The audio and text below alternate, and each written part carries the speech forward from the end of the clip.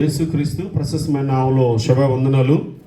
నా పేరు చెల్లి అశోక్ కుమార్. మా స్వగ్రామం, సొంత ఊరు మరి ఆంధ్రప్రదేశ్.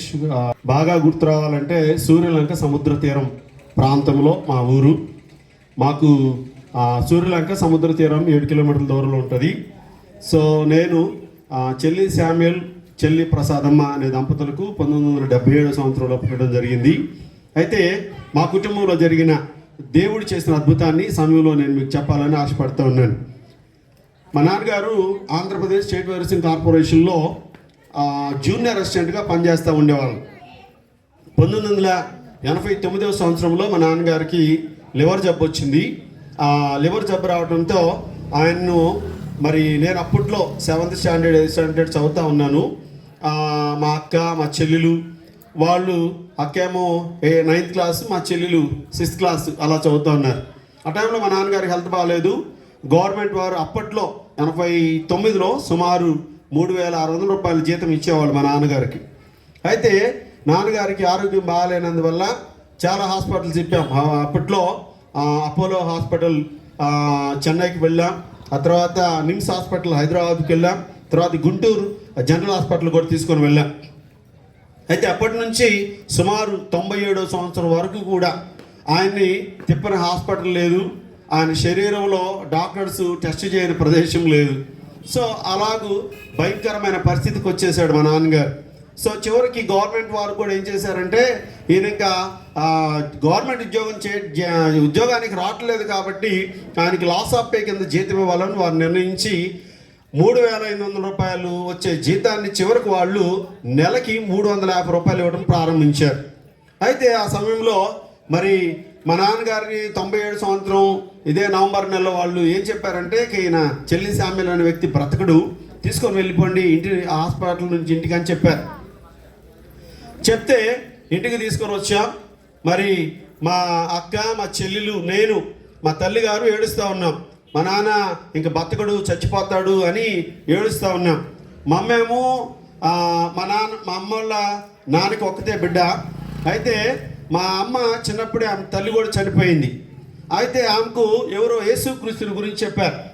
చెప్పినప్పుడు ఆమె తనంతట తాను ప్రార్థన చేసుకోవడం ప్రారంభించింది. ప్రభువా, నేను నా భర్తను కోల్పోతా ఉన్నాను.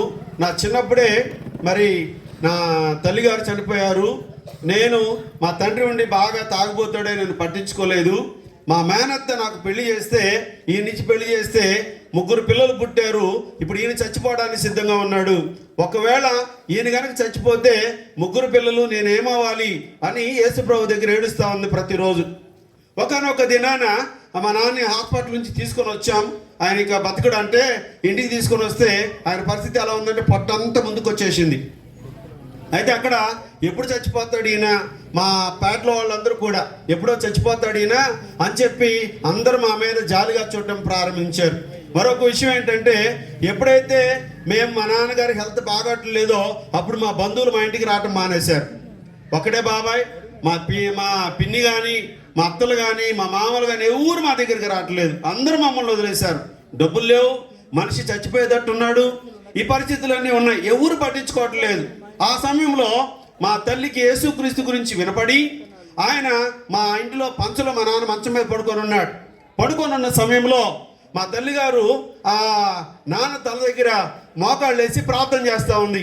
ప్రభువా, ఇదిగో నా భర్త కనుక చనిపోతే నేను నా పిల్లలు అనాథలైపోతారు నాయన, ఎలాగైనా నా భర్తను బ్రతికించని తన కొంగు చాపి ప్రార్థన చేస్తూ ఉంది. ప్రార్థన చేస్తా అలానే ఆ పట్టి మంచం మీదే తల పెట్టి నిద్రపోతుందంట. నిద్రపోతున్న సమయంలో కలలో ఎవరో ఒక పెద్ద ఆయన తెల్ల అంగి వేసుకొని నా తల్లి దగ్గరికి వచ్చారట. వచ్చి, ఎందుకమ్మా నువ్వు ఏడుస్తున్నావు, ఎంతగా ఏడుస్తున్నావు, ఎంతగా బాధపడుతున్నావు ఏంటి అని అడిగితే అప్పుడు మా అమ్మ ఇలా చెప్పిందంట ఆయనకి, అయ్యా, నా చిన్నప్పుడే నా తల్లి పోయింది, ఇదిగో నా తండ్రి ఉండి లేనివాడయ్యాడు, ఇదిగో మా మేనత్త ఇలా పెళ్లి చేసి నేను చేసుకున్నాను, నాకు ఇదిగో 2 బిడ్డలో కొడుకున్నారు, ఇలా ఉంది, నా భర్త చనిపోయేటట్టున్నాడు, మరి ఉన్న పిల్లలు నేను ఏమి దిక్కుదోచని పరిస్థితిలో ఉన్నాము, నా బంధువులు కానీ మా స్నేహితులు కానీ ఎవరు మా ఇంటికి రావట్లేదయ్యా, ఇలా ఉన్నానని ఇంకా ఆ కల్లో కూడా ఏడుస్తుందట. ఏడుస్తున్న సమయంలో అప్పుడు ఆయన అన్నాడంట, ప్రసాదమ్మ, ఏమీ కాదు, భయపడొద్దని చెప్పాడట. చెప్పి ఆయన అంతర్ధానం అయిపోయాడు. అప్పుడు మా నాన్న మమ్మల్ని తలదట్టి, మీరు నమ్మండి, 3 నెలలు ఆయనకి అన్నపానాలు సరిగా లేవు. డాక్టర్స్ సలైన్స్ ఇవన్నీ ఇంజక్షన్స్ ఇవ్వడం, ఇది అప్పటి నుంచి అన్నపానాలు సరిగా లేవు, పట్టు ఉబ్బుతుందని. ఇక ఆ మమ్మల్ని లేపి, అమ్మ నాకు అన్నం పెట్టు అని చెప్పాడట. గట్టి చపర్లు కొడదామా, దేవునికి స్తోత్రం. అన్నం పెట్టు అని అడిగితే ఏంది అంటే, నాకు ఆకలి అవుతుంది, అన్నం పెట్టమన్నాడు. కొంచెం ఫీడ్ ఇచ్చారు. అలాగా కొంచెం కొంచెం కొంచెం కొంచెం కొంచెం కొంచెం ఫీడ్ ఇస్తుంటే అలా అది తింటూ, మీరు నమ్ముతారో నమ్మరో, 97వ సంవత్సరం నవంబర్ నెలలో చచ్చిపోతాడు అనుకున్న వ్యక్తి ఇప్పటికీ బతికే ఉన్నాడు. దేవునికి స్తోత్రం. మరి మా అక్క పెళ్లి చూస్తాడో లేదో అనుకున్నాం. మా అక్కకు పెళ్ళి అయింది, 3 బిడ్డలు ఆమెకు. మా చెల్లెలి పెళ్ళిళ్ళు చూస్తాడో లేదో అనుకున్నాం. మా చెల్లెలికి పెళ్ళి అయింది, ఆమెకి 2 పిల్లలు. మరి నా పెళ్లి చూస్తాడో లేదో అనుకున్నాం. నాకు పెళ్ళైంది, నాకు ఒక కొడుకు. చివరికి ఏంటంటే మా నాన్న ముది మనవను కూడా చూశాడు. దేవునికి స్తోత్రం. ఎందుకు ఈ విషయం చెప్తున్నానంటే, యేసు ప్రభు పాదాలు పట్టుకుంది మమ్మ, అంతే. బంధువులు స్నేహితులు ఆదరిస్తారని చూడలేదు. యేసు ప్రభు పాదాలు పట్టుకుంది.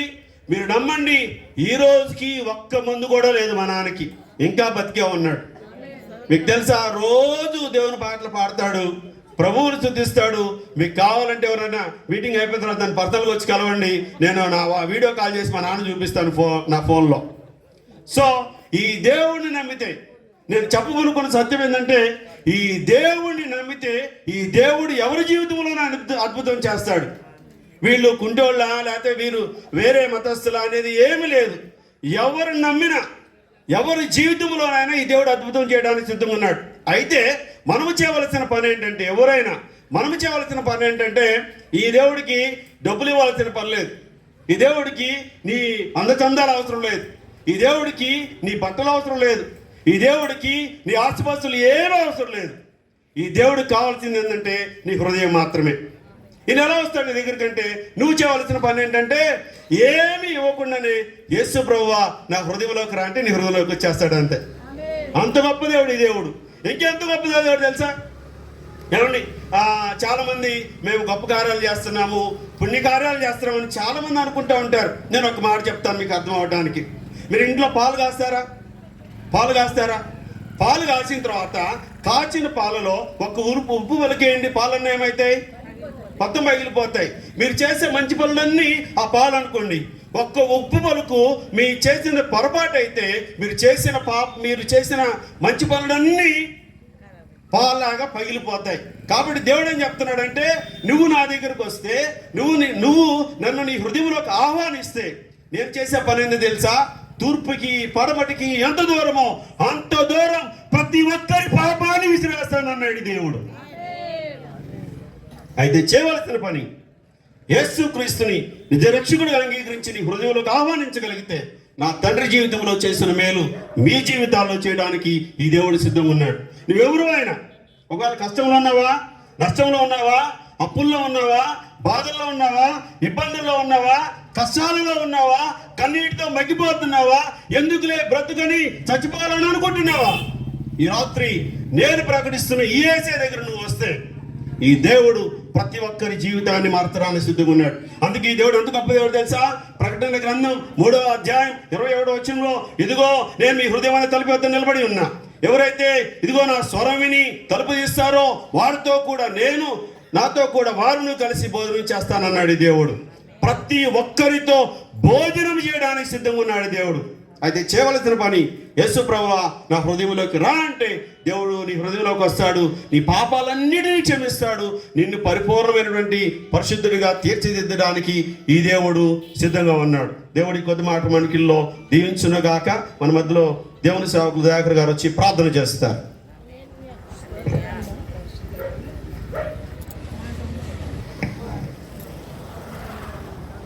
ప్రార్థన చేసుకుందాం. అందరూ కళ్ళు మూసుకుని తలలు వంచుదాం. పరిశుద్ధమైన ప్రేమగల తండ్రి, పరలోకమందున్న యేసయ్యా, మీకు వందనాలు, స్తుతులు, స్తోత్రం చెల్లిస్తున్నామయ్యా. ఎవరు నశించిపోవడం ఇష్టం లేక 2025 సంవత్సరాల క్రితం ఈ లోకంలోనికి వచ్చారయ్యా.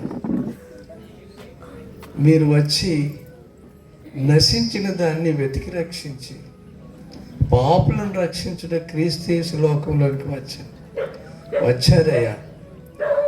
అయ్యా, ఈ లోకంలో 200 దేశాల్లో ఏ కులము జాతి భేదం ఏం లేకుండా ఎవరైతే తండ్రి పాపంలో ఉన్నారో శాపంలో ఉన్నారో వారందరినీ విడిపిస్తూ అయ్యా నిత్య జీవానికి వారసులుగా చేసినాం. అందులో ఆ దైవజనులు బిషపయ్య గారి తల్లిదండ్రులు కుటుంబం అంతా ఎలా పతనమైపోయినారు అయ్యా. ఎలాగ ప్రభువా మీరు చీకట్లో ఉన్న వారిని వెలుగులోనికి పిలిచి ఈరోజు వెలిగించి మీ సాక్షిగా నిలబడ్డారు.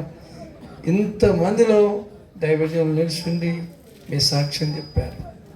విన్న బిడ్డల్లో మీ కార్యం చేయండి తండ్రి. ఎవరైనా నేనును కష్టాల్లో నష్టాల్లో ఉన్నారంటే సార్ను అమ్మగారిని అయ్యవారిని విడిపించిన దేవుడు ఈ దినం వారికి కూడా విడుదల దయచేస్తే వారిని నమ్ముచు ఈ సాక్ష్యాన్ని దీవించమని ప్రభువైన యేసయ్య నామమున వేడుకుంటున్నాం తండ్రి. ఆమేన్. Praise the lord. హల్లెలూయా.